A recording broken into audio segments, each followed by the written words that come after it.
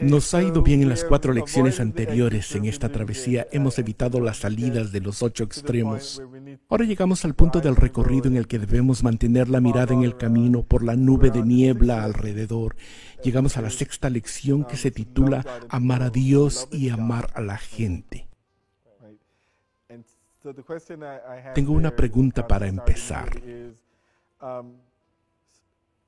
Nuestra manera de amar a Dios a veces no concuerda con nuestra manera de amar a la gente. Por ejemplo, hay gente que valora en gran manera su comprensión particular de la verdad y se aferra a ella.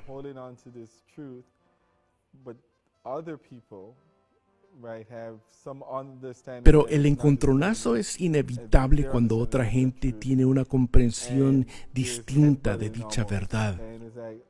El dilema entonces es, si amo a Dios y por eso me mantengo firme en mi verdad, ¿cómo hago para también amar a la gente? Tenemos ejemplos de esta realidad en la iglesia y la avería o daño que le ha causado.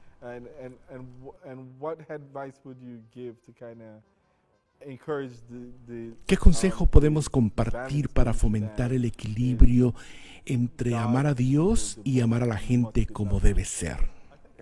Antes que nada, recordemos que estos son los 2 mandamientos más importantes de la ley. Cristo dijo que toda la ley y las exigencias de los profetas se basan en estos 2 mandamientos. Una vez más volvemos a ese par esencial. Cristo es la plenitud de la gracia y la verdad. No tenemos que elegir entre uno u otro. La impresión inicial, a primera vista vemos estos 2 mandamientos y pensamos, estupendo, ama al Señor tu Dios y ama a tu prójimo como a ti mismo. Y obviamente Jesús lo toma, los desarrolla y dice esencialmente, amen a Dios como yo amo a Dios, amen a su prójimo como yo amo. Hoy en día entendemos esas leyes a través del lente del Señor Jesucristo. Al recordar que los mandamientos tienen sus raíces en las Escrituras y que hay entre ambos cierta tensión, nos cuesta hallar una fórmula sencilla y fácil. Es una dinámica de tira y afloja al relacionarnos, al tratar con otras personas, al servir a Dios. En la cultura en la que nos desenvolvemos tenemos la oportunidad de practicarlo a diario. La gente se odia por diferencias ideológicas. Sucede también en la iglesia por diferencias teológicas o doctrinales. Mi devoción a Dios requiere que te rechace porque no compartes mi doctrina. En el extremo opuesto encontramos tradiciones religiosas cuyo mensaje es: ven tal cual eres, aquí no mencionamos la verdad para nada. Como resultado, no hay ninguna diferencia entre esa iglesia y el mundo. Entonces, ¿cuál es la relevancia de Dios? Así que sí existe una tensión. Estas 4 lecciones que empezamos hoy van a abordar esta tensión de una manera familiar para nosotros.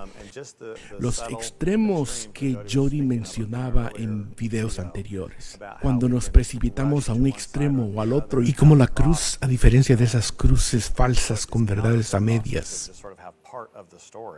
La cruz verdadera realmente conserva la tensión entre amar a Dios y amar al prójimo. Cuando llegamos a Juan, la separación se derrumba por completo. Amar a Dios es amar al hermano es amar a Dios. Descubrimos su perfecta unidad y que no tenemos que separarlos. Si bien es cierto que nuestra tendencia humana es bien intencionada con respecto a servir a Dios de corazón, a veces es necesario alejarnos de relaciones malas y enfermizas. Y al mismo tiempo, la verdadera cruz de Cristo nos muestra que podemos amar incluso al peor pecador, al más vil, porque Cristo murió por él. Necesitamos los 2 lados, necesitamos la gracia y la verdad juntas. Amar a Dios y amar a la gente es una relación que yo no había considerado hasta que Jody la introdujo. Había pensado la gracia y la verdad, las obras y la fe, la gracia y la ley, pero no en amar a Dios y a la gente. Si se dan cuenta, la cultura que nos rodea, la cultura mundana, es gregaria, sociable, pero no con Dios. aman a la gente excluyendo a Dios. Amar a la gente excluyendo a Dios, sin embargo, no es amar a la gente porque no se le da lo que más necesita, a Dios. Realmente solo podemos amar a la gente trayéndolos a una relación personal con Cristo. Cuando reflexionamos en ya sea amar a Dios o amar a la gente, nos imaginamos a Satanás como algo bien definido que procura tentarnos a hacer el mal. No nos pasa por la mente que esté tentándonos a precipitarnos a uno de los extremos. Y pensamos amar a Dios es algo bueno, amar al prójimo es algo bueno, lo que escojamos es bueno. Lo que Él hace es desequilibrar, nos hace enfocar solo en uno, excluyendo al otro. Ese es el problema. Satanás es muy astuto. No dice voy a procurar conseguir que estos cristianos dejen de creer en Cristo. Nos confunde, nos desvía por una de esas salidas que hemos mencionado. Como sabe que no le va a funcionar, no hace eso. Lo único que tiene que hacer es lograr que nos enfoquemos en uno de los extremos.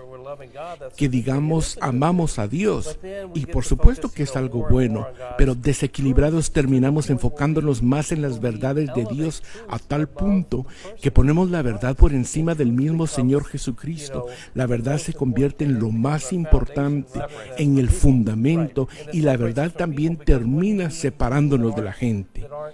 Nos separa porque ¿qué hacemos con esa gente que no guarda la verdad?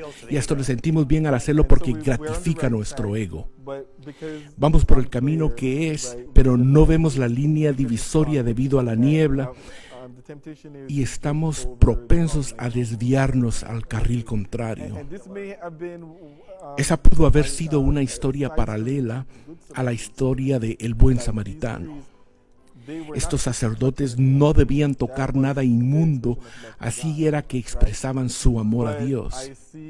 Pero si vemos a una persona, se supone que también debemos amarla, ensuciarnos y lavarnos las manos más tarde. Así de enredada es la tentación. No es suficiente decir, pero no lo herimos, no le hicimos daño porque amamos a Dios. Enfocarnos solamente en que amamos a Dios, como ya lo mencionamos, crea una tensión. No podemos ponernos de acuerdo y concordar. La palabra de Dios aborda esta tensión de maneras realmente interesantes. En el mandamiento original de Levítico 19:18, mas amarás a tu prójimo como a ti mismo. El verso anterior, el 17, dice, no aborrecerás a tu hermano en tu corazón, reprenderás a tu prójimo y no consentirás sobre él pecado. Ama a tu prójimo, no aborrecerlo, sino ámalo como a ti mismo. Incluía la idea de decir la verdad, de ser sincero con él.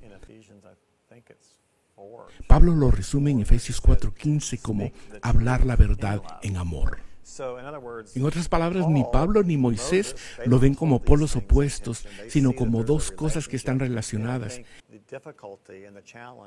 La dificultad, el reto y sin duda uno que vale la pena explorar a diario es ese equilibrio. Cómo hablar la verdad en amor, cómo amar con la verdad, cómo ser veraz amorosamente.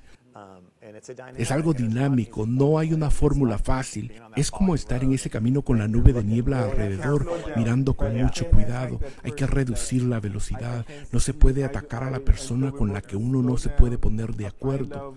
Se reduce la velocidad y se pone en práctica el amor, pero sin forzar a la persona, sin sacarla del camino. Sin sacarla del camino, ese es un buen contexto. Sí, porque hay zanjas, cunetas a ambos lados. Esos son los extremos. Requerimos una relación con Dios, su Espíritu en nosotros para mantenernos fuera de las zanjas. Me gusta lo que Pablo le dice a los Gálatas que tenían todo tipo de problemas conectados a la ley. Querían hacerse judíos prácticamente. Les dice, hermanos, si alguno fuere sorprendido en alguna falta, ¿qué les dice que hagan? Mírense a sí mismos. Vosotros que sois espirituales, restauradle con espíritu de mansedumbre, considerándose a sí mismos. En esta dinámica de amar a Dios y amar a la gente, siempre es útil recordar cómo Dios nos ha amado y cómo ya nos ha perdonado. Ese debe ser el enfoque. Al amar a la gente, les estoy extendiendo la gracia y la verdad de Dios de una manera restauradora. Y ahora veo que ese debe ser el enfoque cada vez que encontremos tensión. No ver lo que la otra persona nos está haciendo, sino ver lo que Dios ya hizo por nosotros. Y que eso nos sirva para decir, si Dios ha sido paciente conmigo, también yo puedo ser paciente con la gente.